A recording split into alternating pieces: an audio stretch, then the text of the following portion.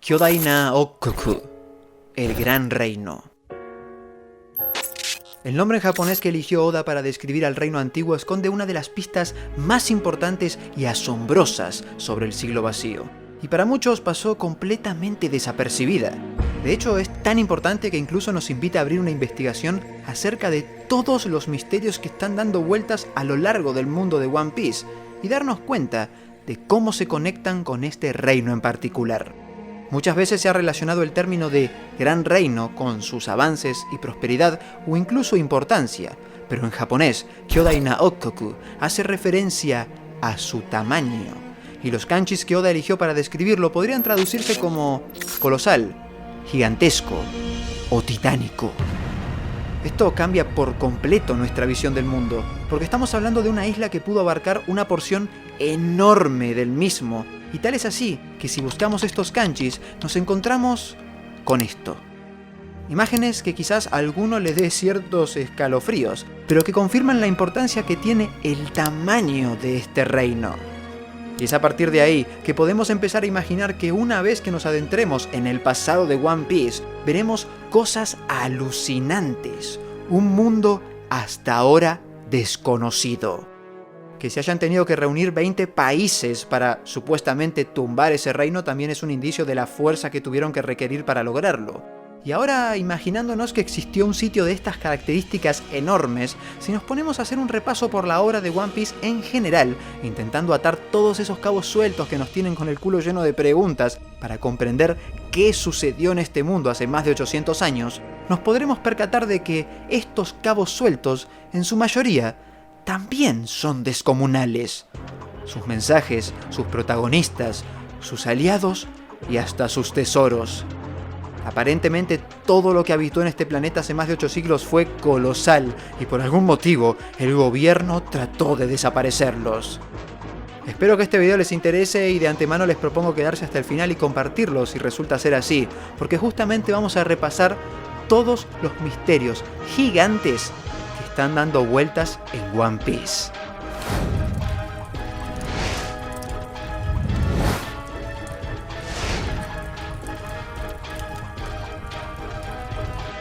Las armas ancestrales ya se convirtieron en un clásico dentro de la trama. Este misterio nos acompañó desde Arabasta y han sabido protagonizar arcos sin siquiera entender por qué o para qué existen.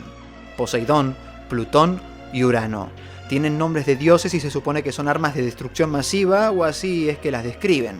Sabemos sobre dos. Por un lado está Poseidón, que nace cada 100 años en la isla Gyojin como una sirena y puede comunicarse con los reyes marinos.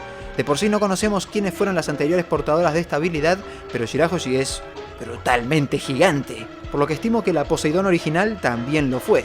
Sabemos que Joy Boy le hizo una promesa a la Poseidón original que no pudo cumplir con respecto al uso del Noah, y por lo cual se disculpó a través de los Poneglyph. Asimismo, en Shandora hay otro Poneglyph que revela su ubicación. Y por el otro lado está Plutón, que es de la que más sabemos y a la vez no. Mucha trama giró en torno al arma, pero todavía no la vimos oficialmente. Se supone que fue construida en Water 7 y que los planos fueron resguardados a través de las generaciones para que no cayera en manos equivocadas. Se trata aparentemente de un barco completamente destructivo, y la familia real de Arabasta protegió el Poneglyph todo este tiempo en el que se revela su ubicación, que es Wano. Hace al menos 800 años en Wano construyeron unas murallas que rodearon toda la nación, lo cual provocó que con el tiempo las lluvias terminen inundando el país entero y obligando a los ciudadanos a construir un nuevo país en la superficie. Todo para proteger Plutón, que por su parte se esconde en algún lugar de ese antiguo Wano misterioso y submarino. Y si bien no conocemos su tamaño, estas murallas lo dicen todo.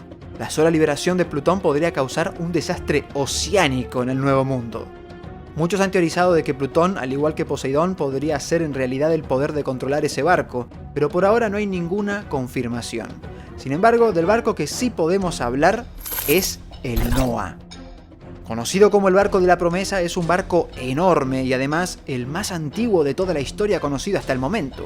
De acuerdo al rey Neptune, Joy Boy les regaló este barco a los ciudadanos de la isla e hizo una promesa con Poseidón, lo que quiere decir quizás que el barco fue construido en la superficie y tuvieron que haber descendido con el mismo hasta la isla Gyojin, pero hasta el momento se desconoce quién estuvo involucrado en la construcción. Los reyes marinos que sostuvieron el barco gracias al llamado de Shirahoshi impidieron que Luffy termine por destruirlo y revelaron que el día prometido en el que el Noah deba ponerse en marcha estaba por llegar muy pronto.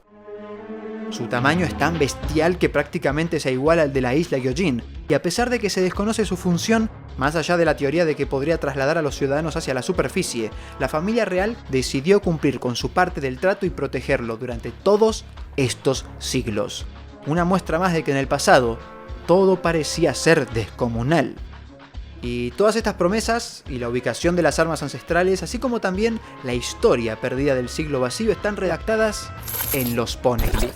El tamaño de estas piedras llama muchísimo la atención por varios motivos. Quisieron promover una historia prohibida a través de unas rocas imposibles de esconder, gigantescas y seguramente muy difíciles de trasladar.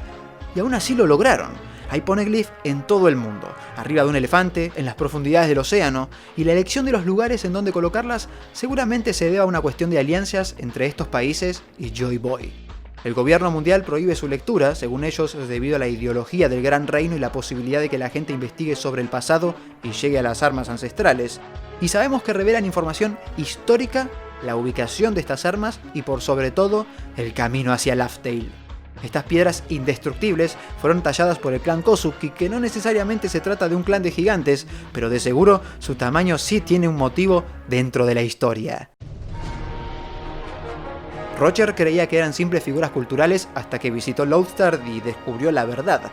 Y como mencioné, una de las piedras se encuentra en un elefante, el cual particularmente también es colosal. Que existiera un elefante de ese tamaño deambulando por el mundo y funcionando como una especie de isla no parecía tan extraño a simple vista. Es One Piece y todo es posible. De todas formas, si lo vinculamos al siglo vacío, comienza a tener otro tipo de relevancia. Y es que este elefante, según él mismo, fue Nakama de Joy Boy. Y así, todo lo que rodea a este personaje comienza a tomar otras dimensiones. Si viajó por el mundo, lo hizo con Zunisha. ¿Cómo llegaron a convertirse en Nakamas? ¿Se comunicaban a través de la voz de todas las cosas? De hecho, su vínculo es tan especial que fue él quien nos terminó de confirmar a nosotros que Luffy era Joy Boy, sintiendo nostalgia por su regreso y escuchando los tambores de la liberación. Su origen, como tal, no tuvo lugar en el siglo vacío porque se cree que tiene al menos 1000 años, pero sí sabemos que hace 8 siglos cometió una especie de delito por lo que camina por el mundo sin rumbo fijo a modo de castigo. El Dr. Miyagi creía que su misión era buscar algo en particular, que quizás hoy ya sabemos un poco más sobre eso, pero entonces, ¿quién le encomendó esa misión o quién lo castigó? ¿Fue el mismo Joy Boy? ¿Y cómo es que llegaron los Minks a habitar sobre su lomo? Sin dudas, su existencia nos plantea muchísimas preguntas, pero sí sabemos que llegó a Wano para ayudar a Momonosuke a abrir las fronteras, esas paredes inmensas, porque cuando el nuevo Shogun le dijo que aún no lo haría, el elefante se marchó. Quizás su tamaño y su fuerza son necesarios para derribar esos grandes muros o directamente tiene una tarea vinculada con Plutón. Y aprovechando que tocamos el tema de Wano, también está Onigashima, que de por sí no parece tener conexión con nada más allá de tratarse de una isla con un diseño increíble para ser atractivo visualmente. Su nombre nos habla de una isla de Onis, de demonios, y simplemente podría ser algo similar al cráneo de Hachinosu. De no ser porque también nos encontramos con una espada de proporciones gigantescas clavada en el suelo. Espada que no tuvo ningún tipo de utilidad más allá de ser vistosa durante toda la guerra. Y conociendo a Oda, y siendo Wano uno de los países más importantes que, según Oden, alguna vez tuvo relación con el mundo, esto no puede carecer de sentido. Esa espada tuvo que ser empuñada por alguien y estar ahí por algo. Da la sensación de que Wano se vio enfrentada a una criatura de cuernos realmente enorme. Y si intentamos imaginarlo y ponernos en ese lugar, comprendemos aún más esas imágenes que les mostré al principio del video. Pero quizás se pueden dar una mejor idea si les recuerdo que tan solo su cabeza sirvió para albergar una guerra entre 35.000 personas. En este punto los gigantes de Elbaf se quedan pequeños frente a esta criatura. Y eso es lo que me lleva a hablar en menor medida de los gigantes ancestrales. Criaturas muchísimo más grandes que los gigantes promedios y más encima, ancestrales. Aún así no necesariamente están vinculados con el siglo vacío. De hecho, Ors murió aproximadamente hace 500 años y la única descendencia que se conoce fue Little Ors Jr., tratándose de su nieto. Sin embargo, el hecho de que esta raza de gigantes posean cuernos, se los considere ancestrales y hasta hayan querido experimentar recreándolos en Pan-Hazard, da cuenta de que en algún punto pudieron haber sido trascendentales en lo que respecta a la historia de la humanidad. Y si pensamos en los cuernos de Onigashima, ¿quién sabe si estuvieron relacionados? Otro gigante bastante interesante es el de hierro.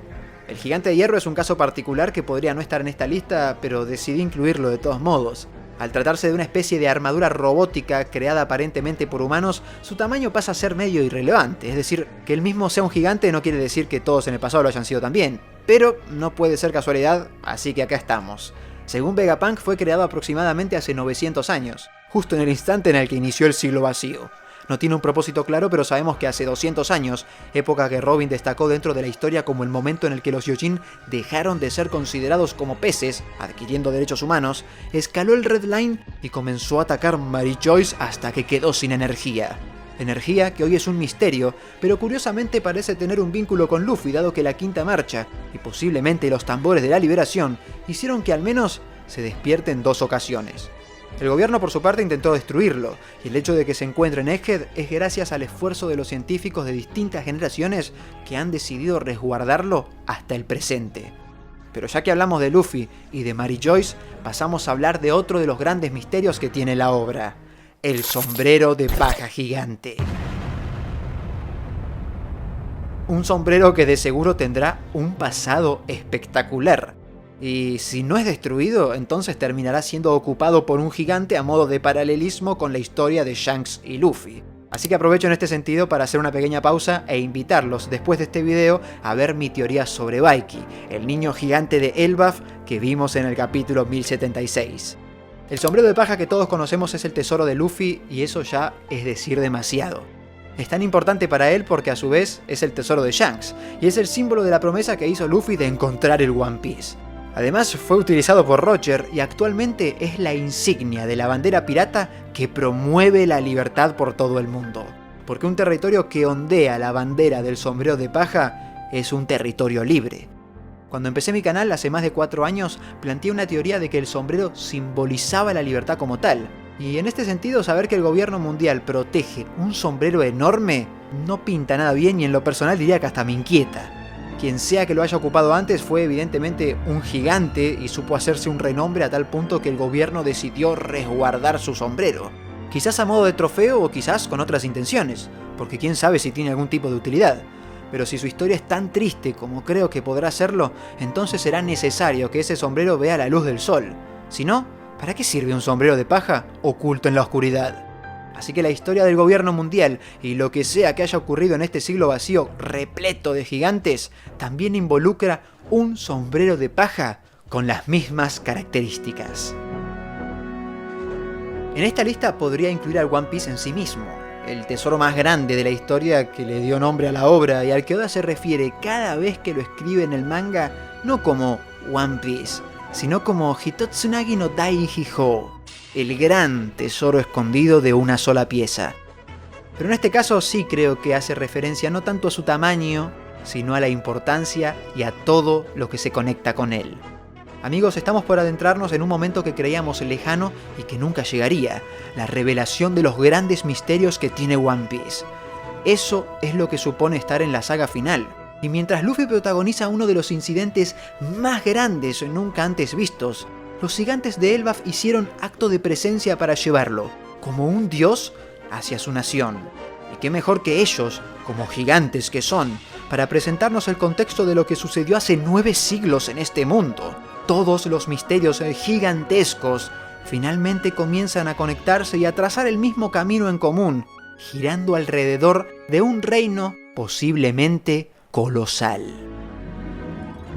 Si llegaste hasta acá y te gustó este contenido, te invito a suscribirte al canal y a comentarme abajo qué te pareció, así puedo leer tus opiniones. Si además tenés ganas, podés apoyar este proyecto sumándote a mi tripulación como miembro del canal. Ellos son todos los que me ayudan cada mes, a los cuales les estoy muy agradecido de corazón. Yo soy @LautaroSeiren y me despido.